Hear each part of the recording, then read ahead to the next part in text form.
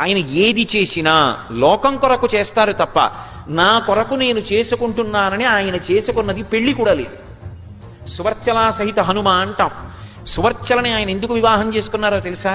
సువర్చల ప్రతిజ్ఞ చేసింది, కామంతో నన్ను తాకకుండా యజ్ఞయాగాది క్రతువులు చెయ్యడానికి గృహస్థాశ్రమంలో పక్కన భార్య ఉండాలి కనుక, ఎడం భుజం మీద ఉత్తరీయం వేసుకోవాలి అంటే భార్య ఉండాలి కాబట్టి ధర్మపత్నిగా మాత్రమే స్వీకరించి మనసునందు ఎప్పుడూ కామము పటమరించినటువంటి పురుషుడు ఎవరైనా ఉంటే ఆయనని వివాహం చేసుకుని భార్యనై ధర్మపత్నిగా నిలబడతాను.